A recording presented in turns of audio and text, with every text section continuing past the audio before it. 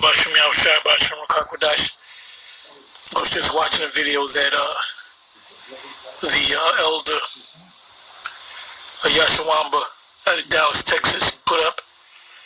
I didn't watch the whole video, but I watched, I watched enough to get into the subject, and it led me to want to make a video of my own, and we've gone through this. And we got to go through these scriptures over and over again. We got to go through these breakdowns. We got to sound like a broken record, because you got individuals out there, even in GMS, that go off on breakdowns. They just go off. I got to give you an example. And I actually seen this on a video going back years ago, and I made a video in general saying that's not what it means. If you go to Matthew's 24th chapter, Luke the 21st chapter, and Mark the 13th chapter, it speaks about when ye see the abomination that maketh desolate enter into the holy place, or says the temple, which three of those books that you read at it, it says then flee ye into the mountains. I mean, I can go to it, I'm just paraphrasing it. And I've seen a couple videos where it said, well, that time's going to come, we're going to have to run into the mountains. Well, that wasn't talking about this time. It was talking about during the time of 70 AD. What my Lord was prophesying in Matthew 24. Let's just focus on Matthew 24. He was prophesying two events. He was prophesying 70 AD, and he was also prophesying the time that we're living in. So those are two major events. And what people do is they'll deal with Matthew 24, and they'll say the whole chapter is referring to this time. It's not talking about this time. Now, I did a video response to the HODC's Elder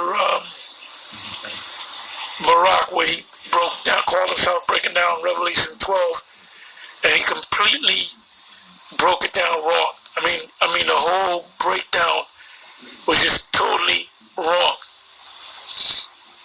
So it's up to us that see this truth to correct a person. Now, if they don't want to be corrected, that's on them. But you have to do it for the people that watch the video. You got a lot of people trying to learn, and you have certain people that are confused that will watch. Like, you go to their page, they'll have a couple of they subscribe to a couple of GMS pages, then they subscribe to a handful of IUIC YouTube pages, then they subscribe to a couple of trust me, whoever's doing that is completely confused, and the Most High is not dealing with you at all. If you got all those different groups and you get a little out of here and a little out of there, that little here, that little there, there's a lot of confusion. Anyway, going back to Amos 9 verse 11, I went to the commentary and I came across Matthew Poole's commentary, and I'll read the first paragraph, and he's got it broken down into smaller subjects. Like one is the headline is "In That Day." He breaks that down. The next is "I will raise up." The next is "That is fallen."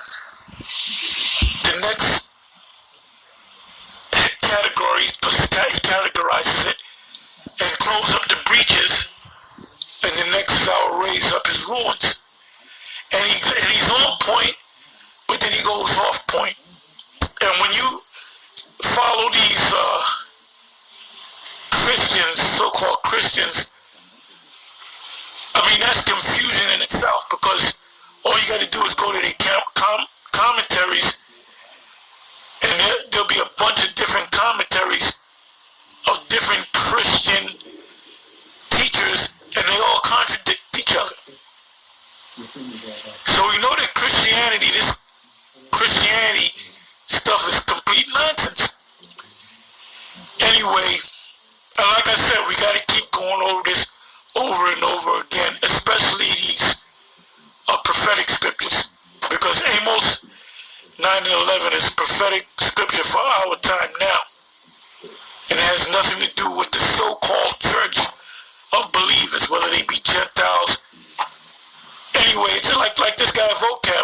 All vocab does is bring confusion. That's all he does. That's his sole purpose on the earth, is to bring confusion, man, which makes him Satan.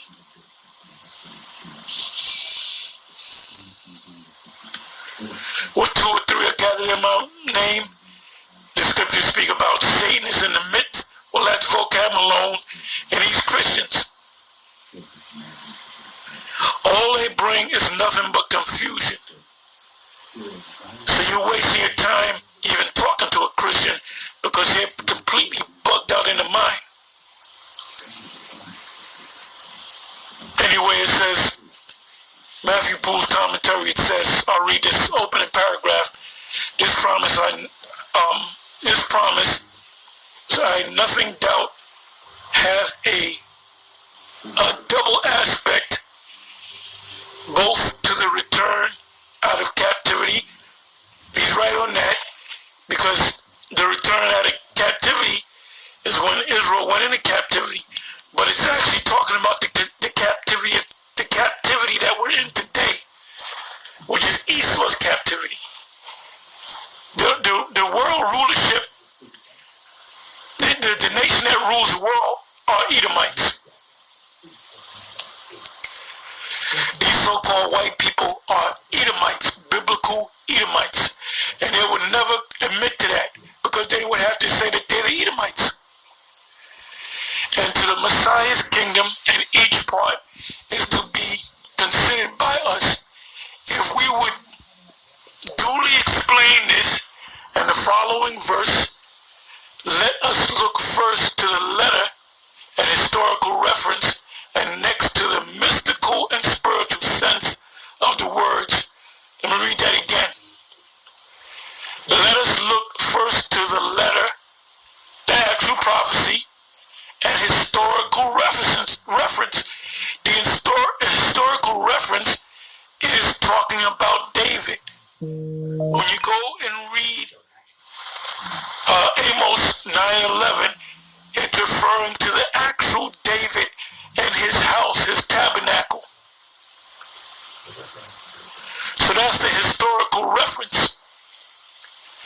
And next to the mystical and spiritual sense of the words, the mystical and spiritual sense of the words,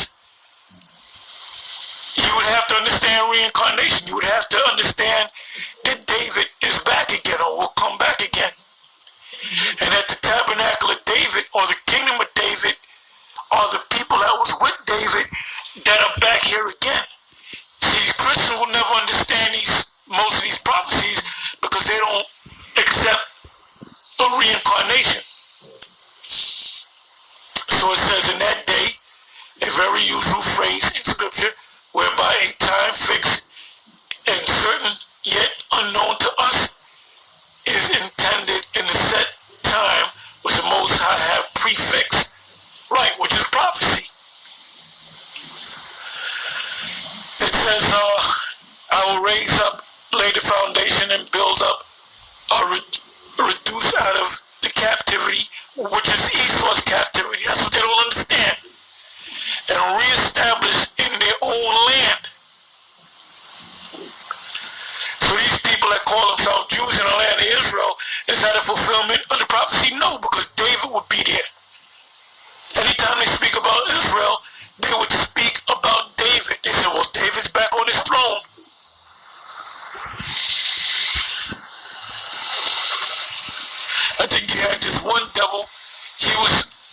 leader out of the United States. I believe the first one, if I'm not mistaken, was David Ben-Gurion.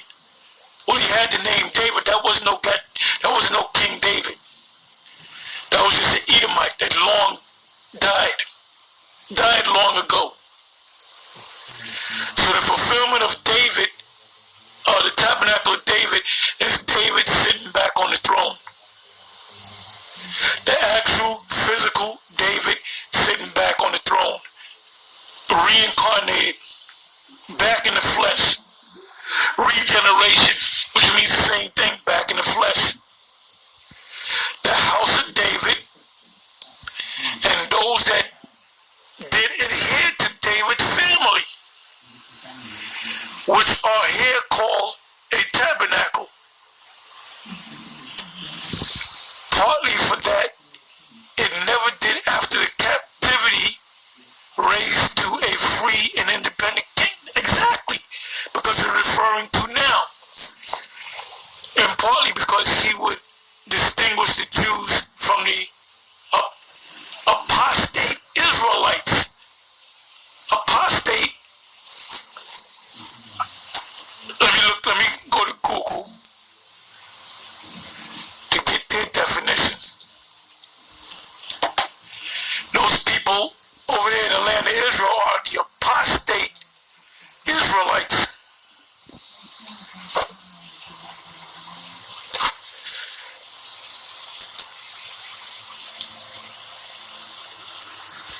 Definition.